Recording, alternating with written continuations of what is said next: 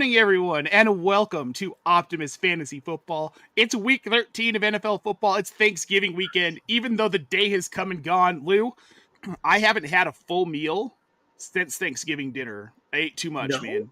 I ate way too much. Oh, I've I've learned to pace myself. I like leftovers way too much. I've learned to pace myself so that way I don't get destroyed. Oh, well, okay. I had a smoked turkey leg yesterday off our turkey. So, I Nice. mean, that's what I've been munching on leftovers. It's the best turkey I've ever made. I'm just going to say that. Nice. But it's because I used 2 sticks of butter to baste it. Yeah. Yeah, you kind of got Not to. good for you. Yeah. No, this is not about good for you, though. This is about food. There's that, I can't remember his name, like Michael Johnson or whatever. He's that guy who is going to live forever. That guy, he's some influencer or something. He does all this weird body stuff. And he posted about how you shouldn't be eating Thanksgiving dinner because eating Thanksgiving dinner as it traditionally is put is like smoking 7 cigarettes. Like, well, Okay. I guess I smoke 7 cigarettes every Thanksgiving, man, because this is never going to stop. Health is it's not overrated, but but we're here for Start Sit. We're not here to talk about food, and we've already got a question rolling in here, Lou, so let's get to this one on YouTube. Jason Williams, good morning. Start Baker Mayfield or Kirk Cousins at QB2 in a 2-quarterback league. Of course, important to note, Baker Mayfield is, in fact, active today. Which way are you going here, Lou? Sad as it sounds, I'm rolling out Cousins today. We all saw what happened when Baker tried to throw that deep shot down the field. Dude collapsed like a flan in a cupboard. It was bad stuff, man. I am not comfortable rolling that out and relying on it. As much as I like Baker Mayfield and hope he is able to recapture his early season greatness, there's no other option in Atlanta. It's going to be Kirk, even without Drake London. Right. That's the only part that concerns me and why I'm leaning slightly towards Baker Mayfield is just because there's no Drake London. And the prospect of it being a Darnell Mooney, Kyle Pitts day kind of scares me because of the hands of those 2 receivers. So I'd probably lean Baker here slightly, but I'm okay with Cousins as well. They're right there for me, so it is pretty much a toss-up, which is a weird thing to say about a guy that we were touting as MVP, right? All right, we want to throw this out here, too. We've got this one from Aaron Hudson on YouTube. This is a full PPR league. Are you flexing Ladd McConkey, Tet McMillan, or are we going with Kenneth Walker over in Seattle, Lou? I'm not. Kenneth Walker's not in the same conversation with the other 2. He's just not. We need to establish that right out the gate. Dude doesn't score touchdowns. That's what Charbonnet is there for. So we need to stop thinking of him as a running back 1 and really even thinking of him as a strong running back 2. He is a fringe running back 2-3 type guy. That's the world he lives in right now until and unless something changes. That being said, I'm rolling with Ladd. They're coming off their bye. We know that the offense looked rough the last time it was out. And we know also that since Harbaugh has been there,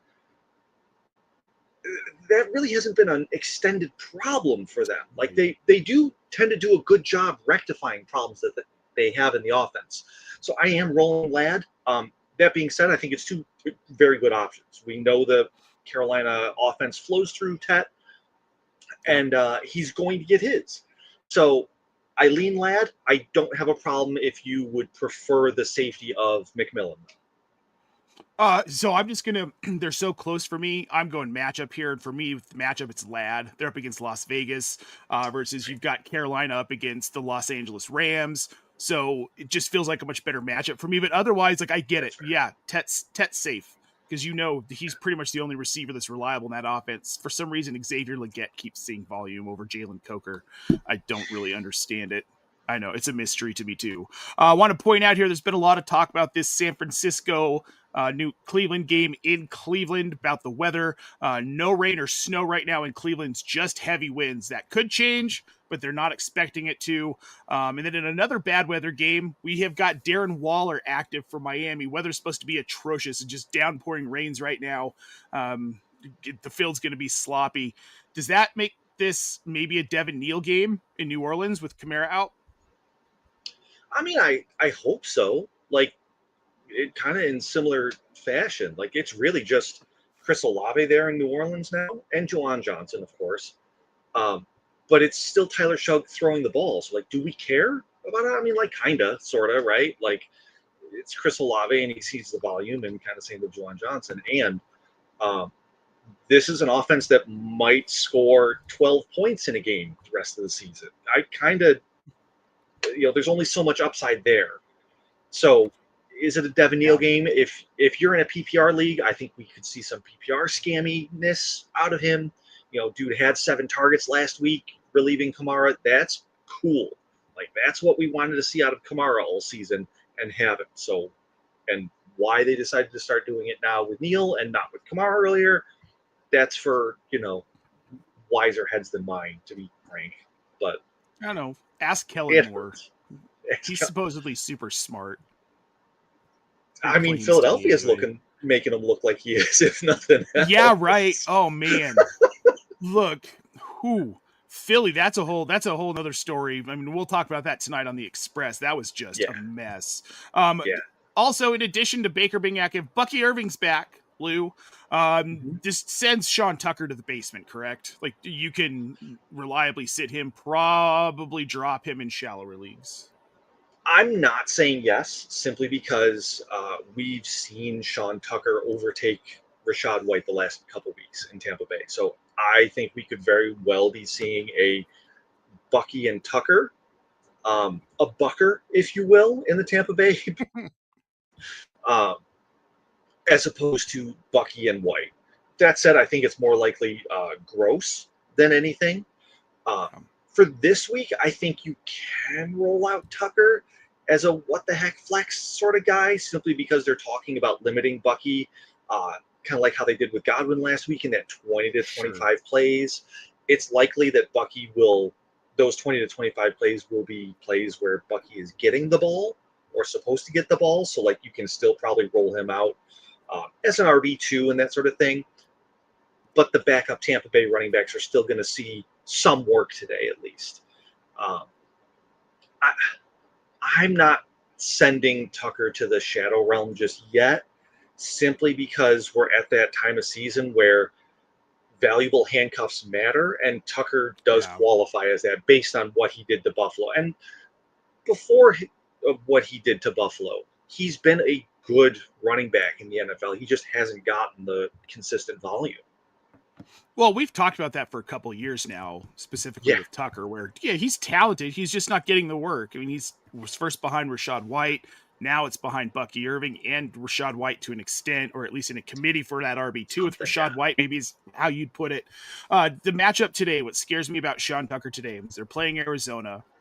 I worry that this is going to turn into some sort of weird shootout game because Jacoby Brissett could throw the ball 50-plus times, and that could force Tampa Bay into throwing the ball 50-plus times, even though you don't want to do that with Baker. We know the kind of competitor he is, and he'll do it. If the game calls for it, Baker will go out there, he'll gut it out, and he'll do it. And then we just don't see Sean Tucker, really. And I feel like this game could trend towards that. That said, back end flexing him this week, I have no issue with that. Right? Like, you're just chasing points at this point. With no bye weeks, though, you should maybe have better options. On the other side of this matchup, we have Marvin Harrison Jr. is officially active. I'm excited to see what he does with Jacoby Brissett. Where do you have him this week, Lou? I mean, is he kind of like that fringe wide receiver too? I'm more excited to see what Michael Wilson does, to be perfectly honest with you. Like, I was having this conversation with some folks on Blue Sky this morning. Fascinated is really the best word I have for it, because what we've seen from Wilson is a priority in this offense ahead even of Trey McBride, and a concentration through Wilson that Marvin Harrison Jr. has never dreamed of. So it's like this, is it a feature or is it a bug sort of thing? Like, is it only because of the fact that Marvin Harrison Jr. was out and he didn't get to really have the chance to bond and benefit from Brissett, which just still feels weird to say, but it's true. Ha, Murray. So I am curious. That being said, Marvin Harrison Jr., I've got him at wide receiver 31 this week. Kind of that a little overly cautious, coming back from not injury, but, minor surgery, relatively minor surgery. Yep. And it is his first game back with Brissett. And I mean, the rest of the team kind of knows what they are with Brissett, and Marvin Harrison Jr. doesn't yet. So I wouldn't be shocked if he lives more in that 6 to 7 target range as opposed to 10 to 15 where Michael Wilson has been. Yeah, I can see it. I've got him at wide receiver 28. I am also being very cautious.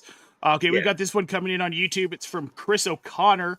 Good morning, guys. Sit one. This is full PPR. We've got a group of 4. Mika Egbuka, Justin Jefferson, Troy Franklin, Bucky Irving. Which one are you sitting, Lou? I'm sitting Egbuka. And it goes back to Baker Mayfield. Like, he scares me. And we've seen Egbuka's production fall way, way off. Like, earlier in the season, we were talking about, is this guy a top 5 dynasty wide receiver? And I'm not saying he's not a good young wide receiver. I ardently believe that he is.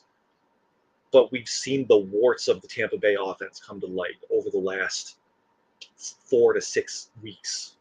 Yep. Well, probably a bit more at this point. But still, over the last month plus, right? We've seen these things come up. So of these, I have reasonable hope that Brosmer is going to be better for Jefferson than McCarthy has been. That reasonable being that McCarthy has been historically bad, and Brosmer has not proven that yet. Yeah. So, I'll take just regular bad over historically bad. That's what I'm betting on at this point, which is, that's what you want out of your, 11th overall pick, right? 12th, whatever it was. God. Please let his backup not be as historically bad as he was. Dude, I'm with you. We're living in. I posted it on Blue Sky earlier this week. Max Brosmer is going to unlock Justin Jefferson, isn't he? It's going to happen. And it's going to happen because, look, J.J. McCarthy, and I'm going to say this again, and I got great joy out of watching Ohio State beat up on Michigan yesterday. That was freaking fun. I enjoyed it so much. J.J. McCarthy, and I don't know how many times we have to say this, won a national championship by handing the ball off to Blake Corum over and over and over, and they had a good defense. He was never going to succeed at the NFL level. I never believed in him. I never believed in this whole thing. I thought it was a joke that Minnesota took him at 11. I thought it was a joke that his draft stock got pumped up so high. And I think Jim Harbaugh right now is laughing his ass off about it because he knew exactly what the NFL was getting. He knew exactly what this kid was. That's why they handed it to Blake Corum nonstop. He was serviceable in college. He won a national championship. He should have never gotten to this level in the NFL. At best, he's a backup. Max Brosmer, also just a backup, but I think he's going to be better. There are no expectations for him, right? Like, he just has to go out there and be somewhat decent. And being somewhat decent means throwing the ball to Justin Jefferson and Jordan Addison. That's it. That's all he has to do today. That's it. Right. Like, if he goes out there and he's Shedeur Sanders last week, just kind of chucking the ball down the field a little bit, getting it in a reasonable vicinity of his very good wide receivers, that's going to be a dramatic improvement over J.J. McCarthy, which is wild to say for as highly drafted as McCarthy was. And I'm not quite as down on McCarthy as you are and have been. That said, I mean, the numbers speak for themselves at this point. So, I can't really argue with that fact. And, I don't know if you've seen any of the things coming out about how Bucky Irving has struggled coming back from his injury and everything like that, feeling isolated, not a part of the team, everything like that. We know these sorts of things happen, and that's how this works. And at the same time, it's still easy to forget. We think of McCarthy as, okay, he's had a year in the system. He knows all this. Dude was in the training room all year, working with trainers, working on rehab, not learning how to implement a game plan, working on progression. He wasn't doing all these things. So, I'm looking at this as legitimately as his rookie year. And this is still really, really bad, even for a rookie year.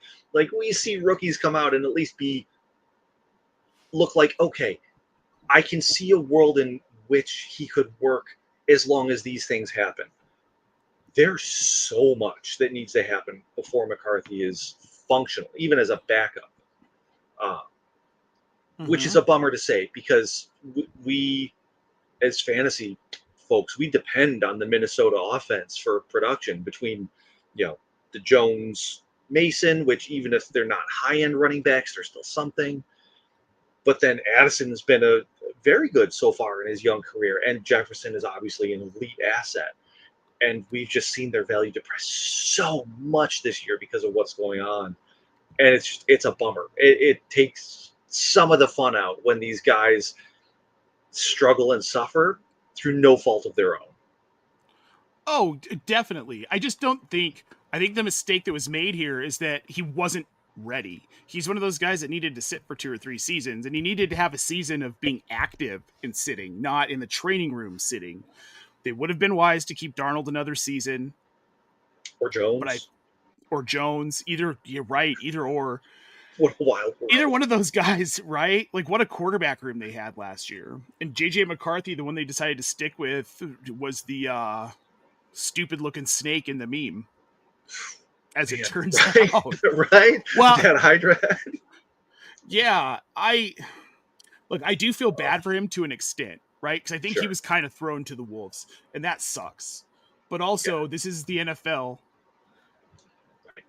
This is where the big boys come to play, man. And if you can't play, you can't play. And that's just the way it goes in this league. You're not wrong. And it's still, like you said, it's, we're obviously a little bit older now. It's tough for me to look at these are kids. These are 22, 23, 24-year-old kids, that we think of them as professionals. And yes, they are getting paid to play this game. And they're still, like, their frontal lobe hasn't fully developed yet and everything still. That's easy to forget. That's easy to forget with some of these guys, especially when they come out like gangbusters. Jayden Daniels comes out, does all these things, and Caleb Williams is looking like a legitimate NFL, not just a legitimate NFL quarterback, but a potentially top-tier quarterback. Drake May's doing what he's doing in New England, and it's like all these great things that these youngsters are doing. It's easy to forget that they're as young as they are.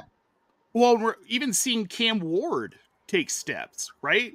Since they got rid of Brian, and we talked about this earlier in the week, and I talked about it with Keith as well on the waiver wire show, where you get rid of Brian Callahan, you give Mike McCoy control of the offense, you give Mike McCoy control of the team, the play calling. Look how much better Cam Ward has been. How much better this offense has been in general, like to the point where I think Cam Ward's sneaking up on startability in the fantasy playoffs if he continues to progress in 2 QB leagues, right? It's like a back end QB2, but that's basically where I have him ranked this week. Like this matchup isn't horrible for them. Who do they got this week? Jacksonville. I mean, Jacksonville's defense is decent, but at least it's at home. I think we see Cam Ward he's not going to score 20 plus fantasy points every week, but he's a guy that I think you can reliably get 12, 13, 14, 15, which in 2 QB leagues, sometimes that's all you need out of that position. No, you're exactly right. And like, that's the thing. If he's going to throw the ball 42 times, especially completing, 25 plus of those, like there's going to be some production there. And he started using his legs a little bit more, which is we've talk about at length, and basically any fantasy show, it does raise the floor of these quarterbacks a bit. So even if he's only getting 20, 30 yards from his scrambling, that sort of thing in a game, that's enough to bump him from that 10 to 12 range where he might be with passing only up into that, 12 to 16 range, which that's fringe startability, like you're saying. And I mean, I'd rather have him probably more weeks than not over these guys like Tyler Shuck, Geno Smith, JJ McCarthy when he's healthy.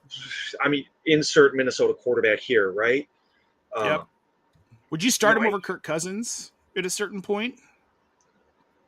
I feel like I need to see both of them for one more week before making a definitive statement.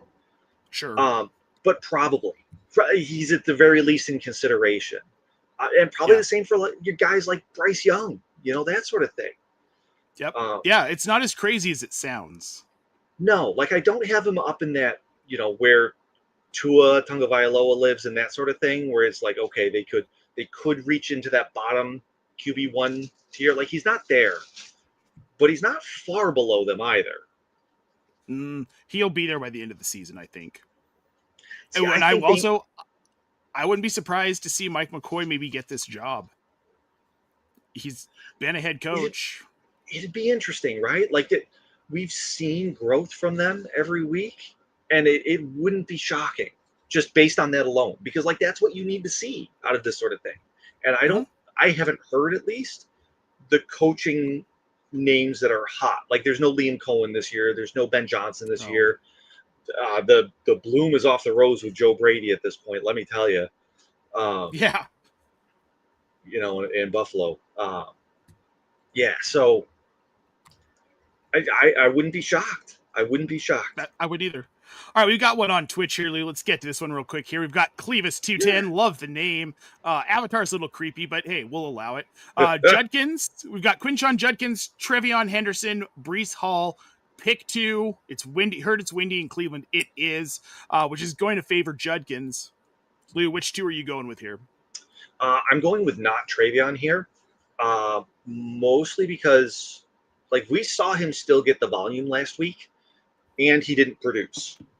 Yep. Which now that Ramondre Stevenson is coming back yet another week, I expect to see him get worked in a bit more. And even if they're, you know, ground heavy again, which I don't think they will be as ground heavy, like they played Cincinnati last week. You don't get a better matchup than that this year. No.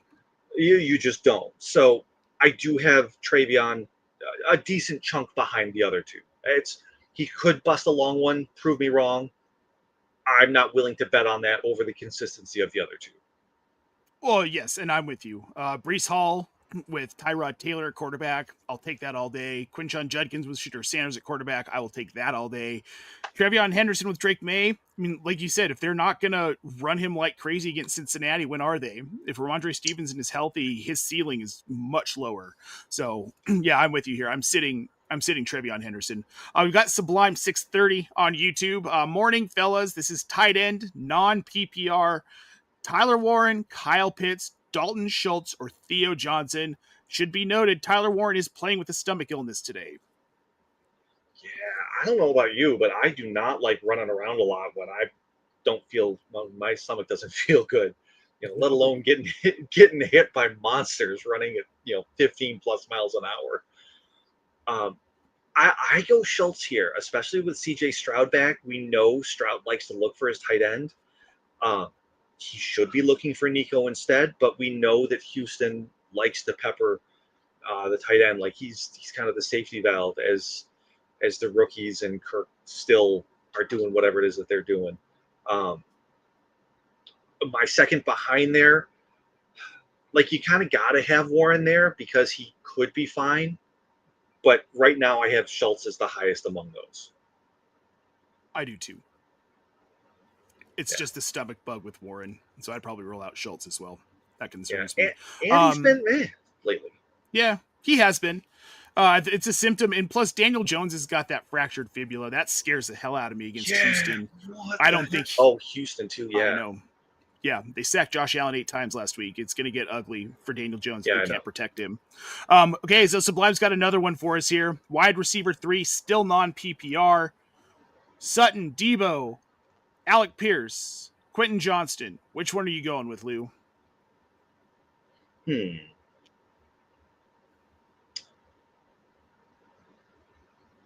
is a good one. I think he's asking which 3 to start. I'm sorry, not for his wide receiver 3. So which one are you benching out of these 4? Oh, which one am I benching? I'm benching Quentin Johnston if it's just one. Me too. Debo makes me a little nervous. No, just one. Okay. Oh no. Okay, so just one. Okay. Yeah. So I'm between Debo and Sutton here. I'm trying to remember Washington's matchup off the top of my head and failing miserably. Denver. That's Denver. Why. Yeah. Okay. So it's Sutton then. I don't. You're fine, Sublime. Like you did fine. Yeah. We're the ones that misinterpreted.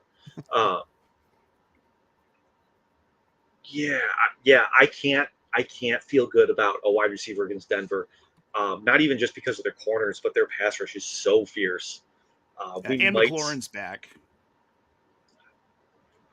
I don't know that I care. You're correct, and I don't know that I care just based on the fact that he can't stay healthy this year at all. Right. It's a bummer. But, between Mariota being there, not Daniels. Yes, he'll scramble some and that sort of thing. And I mean, Denver's defense is what it is. If Houston wasn't doing the things that they've been doing over the last month, we'd be talking a lot more about Denver and what they're doing, because Yes, it's scary there too. So yeah, I go Sutton here. The others just don't quite have either the ceiling or the floor, really. Yeah, Debo's floor is 0, which is just Yeah, sad. It sucks. Quentin Johnston, same thing, and Alec Pierce with Daniel Jones and the fibula fracture and the matchup. I don't love it. So, and it should be noted too, Pat Surtain is back this week. Woo! As a Broncos fan, I'm excited for this game tonight, man. Very excited. Yeah. All right, Alex Savin 910 on YouTube. Hey guys, what's up? This is my team week 13. Any changes he should make here? He's got Drake May, Trevion Henderson, RJ Harvey, Justin Jefferson, Jackson Smith and Jigba, Trey McBride, Quinshawn Judkins. On his bench, he's got Wan'Dale Robinson, Woody Marks, Bucky Irving, Emeka Egbuka, Colston Loveland, Alec Pierce, Tyler Algier. This is a 10-man PPR league. He is currently 9-3, Lou. Well, obviously, Colston Loveland, can't start him. They already played, right. So that's out of there. I don't think there's much I would change here. I might put Bucky in over Trevion Henderson. Probably would put Bucky in over Trevion Henderson. Would you move Woody Marks in over RJ Harvey? I'm looking right now just because I want to make sure I'm not, talking out of my butt here or anything.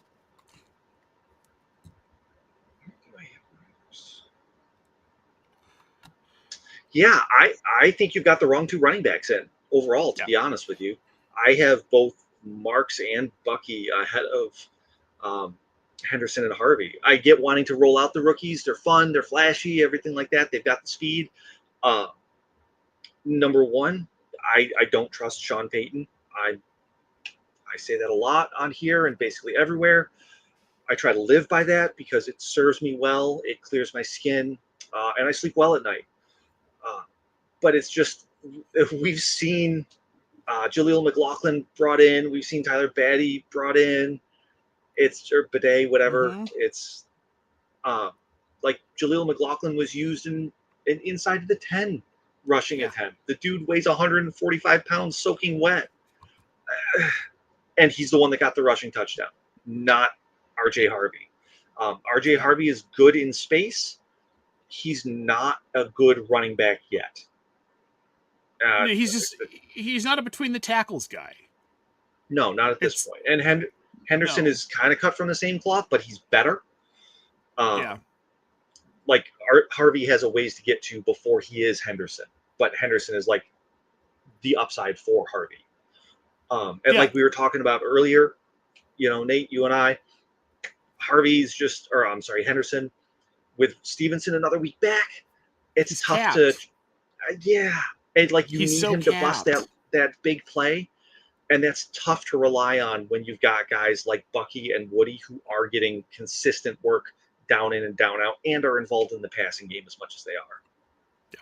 All right, we got another one rolling in here, Lou. We have got Hector Salinas, 75-11. Teteroa McMillan or DK Metcalf this week? Which one are you rolling with? I'm rolling with Teteroa McMillan. Buffalo's surprisingly good against the pass, mostly because you don't have to pass against them. You can just run the ball all day and do better than if you passed it. And Pittsburgh, they've got two good running backs. It's weird to call Kenneth Gainwell good, but I mean, against Buffalo, anyone's good. And Teteroa McMillan, I mean, he's the guy in the Panthers offense. Even in a tough matchup against the Rams there, what volume there is through the passing game, which we've seen the Panthers abandon the running game, which that's a whole other thing. Give me McMillan here. Yep, I'm taking McMillan as well. Just want to shout this out. Doug Royer saying hello from Texas. Doug, thanks for tuning in, man. I know you're out there visiting family. It's good to see you. We got this one rolling in now here. Okay, so would you do Teteroa McMillan or Wan'Dale Robinson then? That's a valid question. I still have McMillan higher. It's New England's defense is good enough, even though Christian Watson doesn't travel with guys or that sort of thing. It's just kind of the way it is. I have Tet as a Tetaroa as like just outside that wide receiver 1 tier, where like his upside is low end wide receiver 1, but probably a good to middling wide receiver 2. Whereas Wandale, he's down another tier. He's more that wide receiver 2, could be a wide receiver 3 range. So I just wanted to pop this out here. We haven't seen anything on Dalton Kincaid's status over in Buffalo yet, but they did elevate Latu from the practice squad yesterday. Lou, are you hearing any grumblings in Bills land about what Kincaid's status might be this week? I haven't heard any rumblings. I know my team. I expect him to be inactive this week. Partly, I mean, Carly, she runs our news account, phenomenal at what she does. I'm probably the only person that knows Bill's injuries better than she does at this point. And it's just with him not participating early and then being limited throughout the week, I really don't see them trying to get him back. I think Buffalo very much feels like they are still in the driver's seat for a playoff spot and want to do what they can to make sure that they remain there, that sort of thing. And they feel like they can beat Pittsburgh without him. Not necessarily without him, but it would be better for their season with a healthy Kincaid down the stretch. Yep. And the elevation of Latu, I mean, that's pretty indicative based on their patterns that, yep, he's going to be inactive. And if it's not him, it's going to be a surprise, one of the other tight ends, which it should be. All right. Yeah, I have left him on my bench this week. I did not think he was necessarily going to play, so just been careful about that one here. While we're bringing it up, make sure if you're on Blue Sky, head on over to @news.optimusfantasy.com to get up-to-the-minute news 24 hours a day, 7 days a week. Carly is running that account like a boss, and you won't miss anything. We are the fastest news account on Blue Sky for fantasy relevant news. So make sure you check that out, which is a great segue into this beautiful graphic I'm going to toss up. We're going to show you all of the actives and inactives this week. Dart, obviously, we know we're getting Jaxson Dart back. Daniel Jones with that fractured fibula. Aaron Rodgers with the fractured left hand is playing. CJ Stroud is back from concussion. Brian Thomas Jr. is playing today. I feel like that's a notable one, Lou. Game time decisions, as we just talked about, Dalton Kincaid, Josh Palmer, Terry McLaurin, though, it looks like he is expected to play, which is good news-ish. Like we talked about earlier, we may or may not get much out of him. And if you missed it, Omarion Hampton, Jayden Daniels, Trey Benson, Amari DiMercado, Drake London, JJ McCarthy, Alvin Kamara, Tutu Atwell, and Michael Mayer are all going to be inactive this week. Yep, and if you're following the news account on Blue Sky, guys, you would have seen that graphic already. We posted it about 30 minutes ago. Then I sneakily turned it into a graphic for the show afterwards. You saw me looking away. That's what I was doing. I like to get that stuff out here for the people, you know? We're here to help, guys. And I want to thank everybody who's tuned in this morning. It's been great having everyone here. If you've got any last-minute questions before we get out of here, get those into the chat. Lou, which game are you looking forward to the most this week? Just like in general for football. So the game I was looking forward to most actually already happened. It was not yesterday, Friday. The Bears and Eagles. I was really curious to see what the Bears were made of. Like 8-3 is nice, but there's some frauds that are 8-3 range, that sort of thing. Fraudulent teams, and they took it to Philadelphia. And it wasn't the passing game. Obviously, they ran for 1,007 yards, and their defense looked really, really good. Like Chicago's defense, they've been one of those that we've been targeting as fantasy players throughout the year. And I think that ship may have sailed. Like we might need to be a little more cognizant of the fact that, okay, maybe the Bears, they're not an upper echelon defense, but they're good enough that they're not an auto target the way they were early in the year. Oh, very much so. That was a good game. It was. I very much enjoy. I mean, I'm not an Eagles fan. That helps. And honestly, the way that, Eagles, well, not all Eagles fans, but like the way their coach likes to chirp, I do enjoy watching the Eagles lose. It's good, clean fun. Me too. The fact that I have a good friend that looks just like Nick Sirianni too, it kills me. It kills me. And he is an Eagles fan too, which just doubles down because I'm always talking about how he has the most punchable face in the NFL. Well, one thing, and this isn't something that we talked about before, but when Carly was bringing up the weather, one thing I just kind of want to mention real quick is that we see patterns when it comes to weather that things like rain and snow, they don't depress fantasy scoring. They might shift how it works. Rain, particularly, it shifts from the passing game to the running game, but it doesn't depress scoring. Snow just kind of randomizes things because footing is so bad.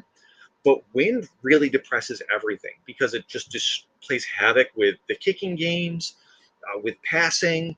So teams can't stay on schedule, everything like this, right? So it's really like understand how these things work for your matchups when you're making these decisions. So snow just kind of randomizes. You're going to play the guys you're going to play regardless. Heavy rain, think more running game, less passing, and heavy winds, which 25 plus miles an hour definitely qualifies.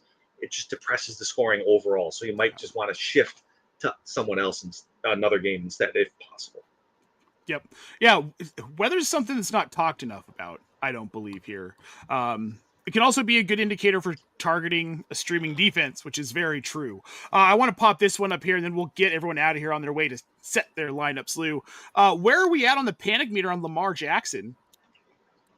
Because I mean, if you're not panicked about him, I don't know what you're paying attention to be honest with you. Like, yeah, if you put his weekly finishes up there, and I said, okay, what quarterback is this? You're probably throwing out names like Tyler Shug, Cam Ward, Geno Smith, that sort of thing. Cooper Rush, Tyler Huntley.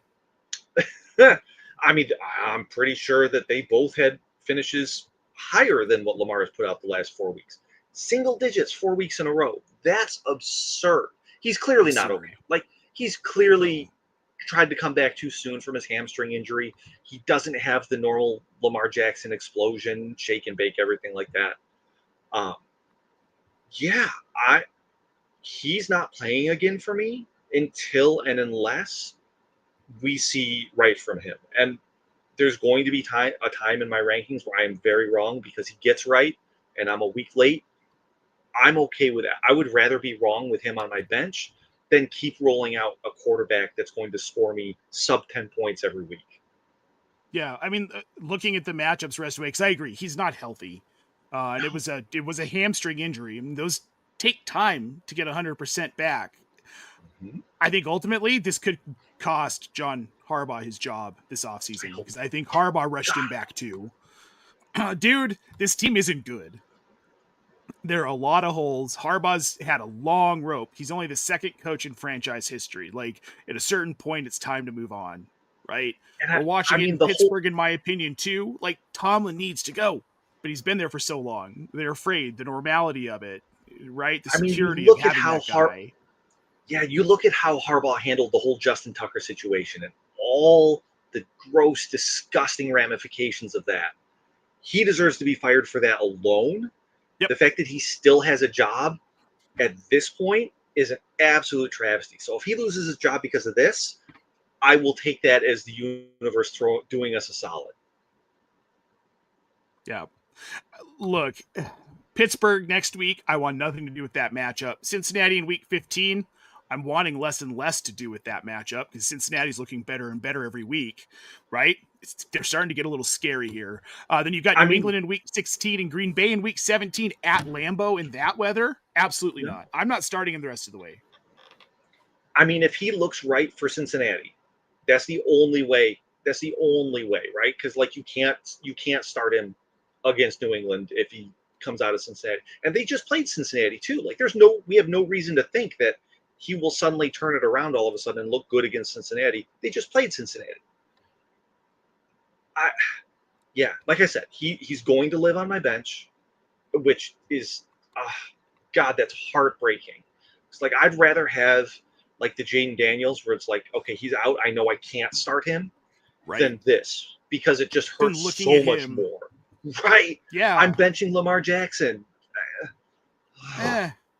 But I mean, that's the reality of the situation, man. This past week in my home league, he got me 5.54 points. I'm going to get crushed this week because of it. He's becoming yeah, he's almost a dead asset at this point. If he doesn't perform against Cincinnati next week, or I'm sorry, in 2 weeks, I will probably be dropping him and using that roster spot on somebody I can actually start, quite I mean, honestly. I know that's and harsh, but this is the reality of late season fantasy football, right? You end up dropping yep, these guys that you took in, I mean, in a multi-quarterback league. I mean, this is a top 3 pick, yep, if not top 2. Yeah, but yep, I mean, yeah, 5.5 points. That's a full 20 points below where he should be, as like yeah, his baseline. So, it's rough, and I yep. mean, it's making anybody not named Derrick Henry basically unusable as well. Oh, Zay Flowers. I was listening to Bob Harris and Mike Dempsey on Football Diehards the other night. And they had Mike Fiel on, who's someone you should be following on all socials. He's at Daddy's Home FF on all of them. Make sure you go follow Mike. But one of the points that he made with Lamar Jackson was like, look, dude, he's killing Zay Flowers too. Because Zay Flowers, you can't rely on him to be consistent at any level. And now with Lamar underperforming, you don't know what you're going to get out of Zay Flowers. Yeah, he might get 6, 7, 8 targets, but are they effective targets? Probably not. Like, even he's a guy that you can reliably move on from at this point in the season, unless you need that emergency flex guy and you are willing to see if maybe this is a week where he pops. And it's tough because you can usually start 3 to 4 wide receivers in most leagues, right? So I understand needing to keep Zay Flowers. And as bad as Lamar has been, it's not like Flowers has been good. Like, we've seen him drop balls that he doesn't normally drop. We've seen him. This is not a one person failing, as is with the case with all of these teams that we're seeing fall off, which is weird to say about Philadelphia because they're 8-4. That's not falling off. But in none of these cases is it just one thing. It's a multiple things coming together, which this is football. This is how it works. Yeah. No, 100%. Hey, all right. Also how it works. Per Jay Glazer, the Steelers are going to be using a lot of shotgun and pistol formations. Makes sense with the broken hand. You don't want Aaron Rodgers directly behind center. It should be a fairly pass-heavy game then. They're not going to run a ton. Maybe out of pistol, but not out of the shotgun at least.